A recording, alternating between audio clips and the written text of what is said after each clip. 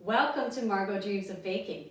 Today I'm going to be showing you how to make a classic Canadian dessert and one of my personal favorites, the butter tart. Stick around.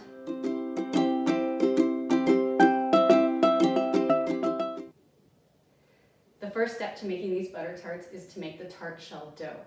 You can use pre-made store-bought shells, but the dough is not that hard to make and it will come out way flakier, so I recommend trying this. In my food processor, I have 1.5 cups or 210 grams, 7.5 ounces of flour, mixed with half a teaspoon of salt, which is about 2 grams. To that, I'm going to add 55 grams of butter and 55 grams of shortening or lard, which is cold.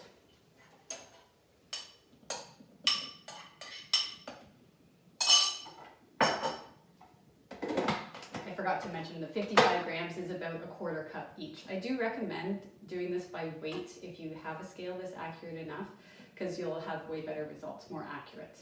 So once I get my butter and my shortening in there, I'm just going to pulse it until I have lumps that are no bigger than the size of a pea.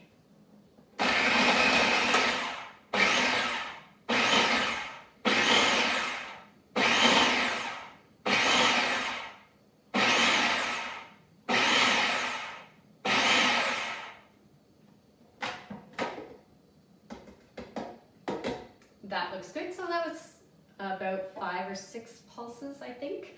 To that, I'm going to grab from the freezer what I prepared before, which was an egg yolk that I mixed with 1 teaspoon of vinegar, and then I put in enough water to make 1/3 cup.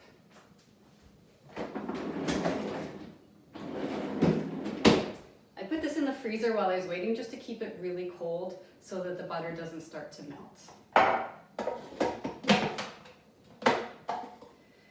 Now I'm going to add the egg yolk mixture in while I have my mixer running on low and just mix until it just starts to come together.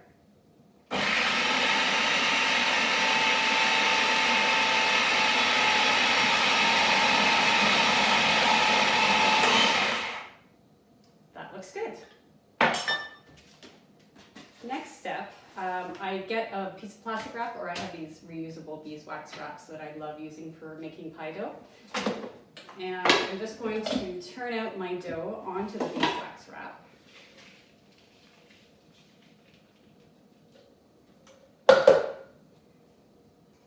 You can see that it's already come together very nicely. It's a fairly wet dough, but because of the vinegar in there, it keeps it flaky, and it's really easy to work with. I'm just going to bring this together until it's all one mass. There's no crumbs on the side. Shouldn't take too long. And then I'm forming it into a disc, and I'll wrap it up and put it in the fridge for an hour so that the butter gets nice and hard again.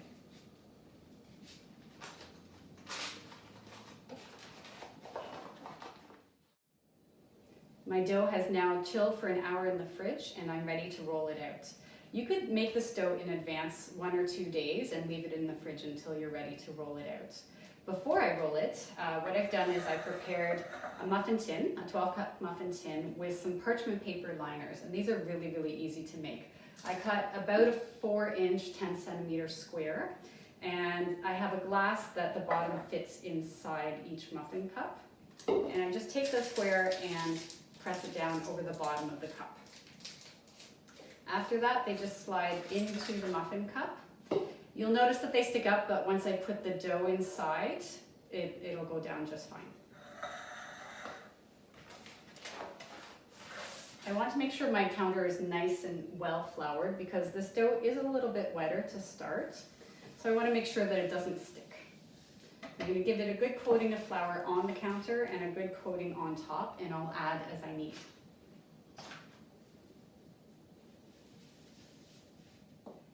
Now I'll just roll the dough. What I like to do is give it a little bit of a roll and then turn it 90 degrees. And I keep moving it just to make sure that it's not sticking to my counter. and I keep adding more flour underneath. This will make it a lot easier once I need to lift up the cut out shells.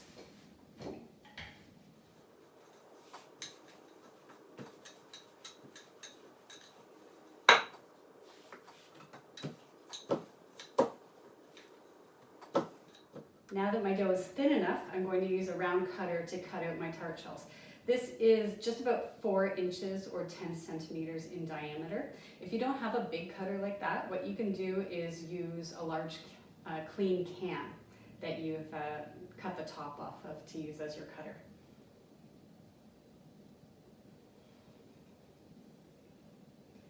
And I usually get about 8 or 9 circles cut out of my first roll, and then I need to re-roll the scraps and get the rest cut out.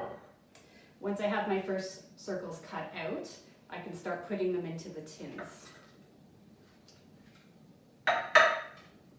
So what I'm going to do is just basically plop it in to the bottom of the muffin tin, and you'll see a little bit of overlapping of the shell. That's really normal for butter tarts.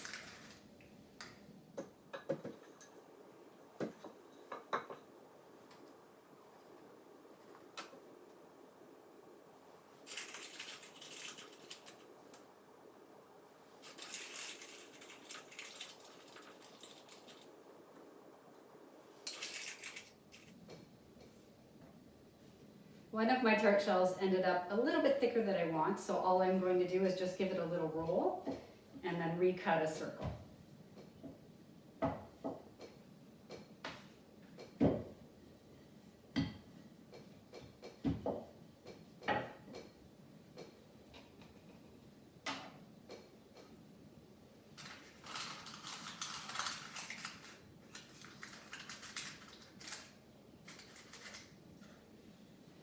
My tart shells are now all complete, so I'm going to put them back in the fridge for at least a half an hour to get the dough nice and chilled again. This will make it a nice flaky dough when it bakes in the oven.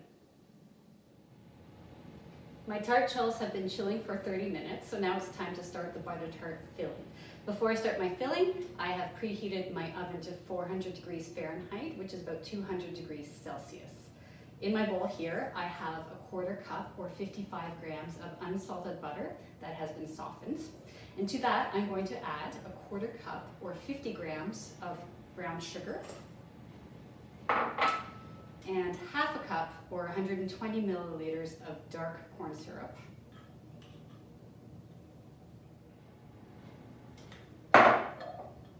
And finally, a pinch of salt.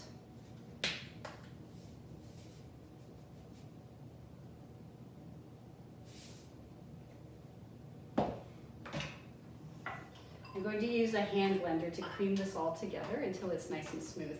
I have done this by hand, but it is a lot easier with a blender.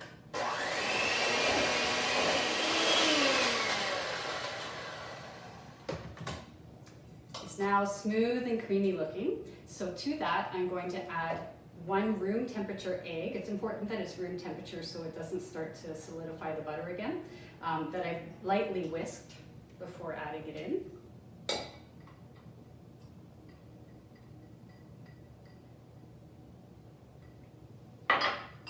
And 1 teaspoon of vanilla extract.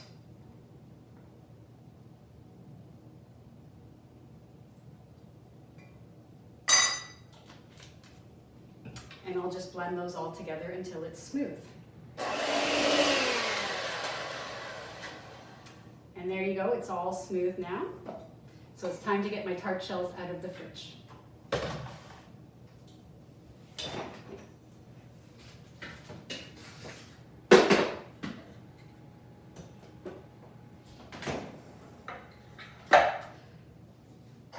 Before I add the filling, I'm actually going to pour it into this measuring cup because it's got a nice spout and it makes it a lot easier to pour into the shells.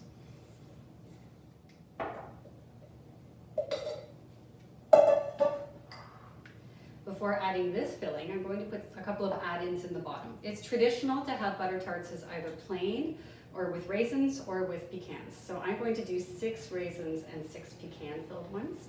The raisins I've soaked in hot water for 15 minutes just to plump them up, and then I drained them. And the pecans, I toasted them and then I chopped them up.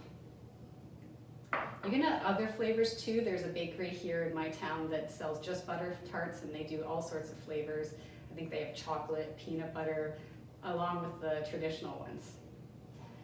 So I'll just divide these evenly over the bottom. Basically, you need about a half a cup of these filling ingredients for the 12 tarts.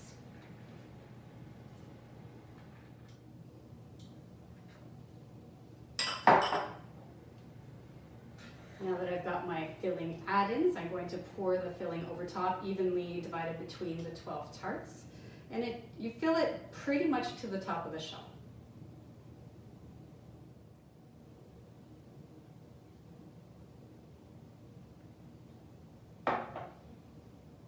All right, my tarts are now filled, and I'm going to put them in the oven at 400 degrees. They bake for between 15 and 20 minutes. I personally like around 17. And the length of time depends on how runny you like your tarts. If you bake them for 15 minutes, they'll be quite runny and the filling will run out, and at 20 minutes, the filling will be a bit more firm. I like them halfway in between. My tarts are now all baked and out of the oven. They were sizzling when they came out and look so delicious. They've turned a nice caramel golden color, and they just look to die for.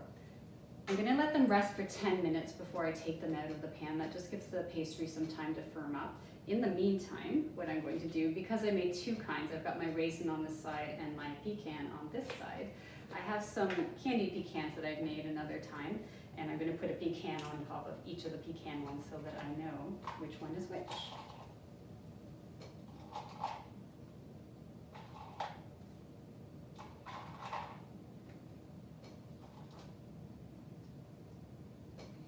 Now I'll let them rest for 10 minutes.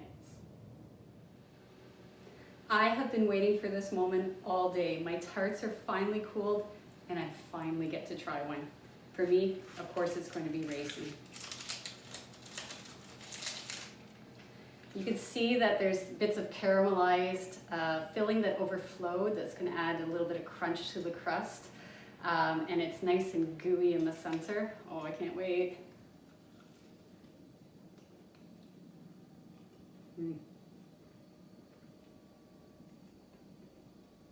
It's got a lot of hints of caramel in it. The raisins are plump and juicy. The pastry is crisp and buttery. This is one of my favorite treats of all time. I hope you enjoy it. There's links for the recipe below in the comments. And if you like this video, please like and subscribe to my channel.